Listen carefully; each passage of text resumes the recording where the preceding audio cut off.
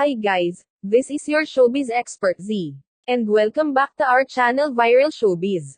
Noong nakaraan, ay ikinagulat ng madla ang naging past ni Ryan Bang at Yeng Constantino. Sa pag-amin nila sa kanilang naramdaman 12 years ago sa show ng It's Showtime. Sa Tawag ng Tanghalan segment, sinabi ng contestant na natatakot siyang pumasok sa isang relasyon. Sabi ni Yeng, minsan, kahit hindi mo nga naging jowa, basta nagparamdam na sa'yo tapos biglang nawala. Nako, napakasakit talaga, di ba Ryan? Kaya tinanong ni Vice kung ano ang totoong nangyari sa pagitan ng dalawa. Unang crush ko kasi si Yeng, 2010, no, Yeng. Nanligaw ako kay Yeng, sabi ni Ryan. Ayon pa kay Yeng never niya ni-rejected si Ryan, kaya curious siya kung bakit tumigil ito sa pagbigay sa kanya ng kape. Hindi kita binasted noon. Tumigil na lang siya magpadala ng kape, sabi niya at nasa katen siya nung tumigil na ito sa pagpursu sa kanyen. Oo, nasad ako noon. Nang matanong kung may pag-asa ba noon si Ryan sa kanya. Syempre ngayon, iba na, may asawa na ako. Pero noong time na yon, kilig na kilig talaga ako sa kanya.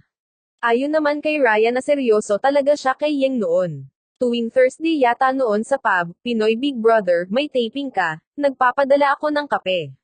Tapos nagsimba pa tayo together tuwing linggo. Bago ko nakilala si Yeng, hindi ako nagsisimba. Akala ko, ayaw mo sa akin. Kasi noong panahon na yon, gumigimik kami, kasama ko sila James Reid.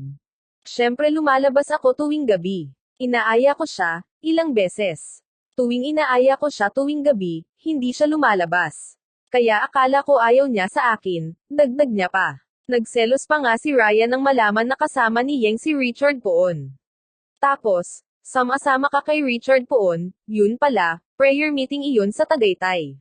Akala ko nag-outang kayo. Akala ko ayaw mo sa akin. Sa likod ng kamera sila ay nag-usap at nakuha na nila ang kanilang closure na 12 years na ang nakalipas. Okay na ako. Syempre may asawa na ako. At least, ito, may closure na tayo, Yeng told Ryan. Dahil dito hindi na naman nakatiis ang isang marites at gumagawa pa ng issue. Ayon nga kay Christian Gaza, sabi ng asawa ni Yeng, bakit kailangan pang ungkatin yung nakaraan ninto ni Ryan? Wala na kayong respeto sakin.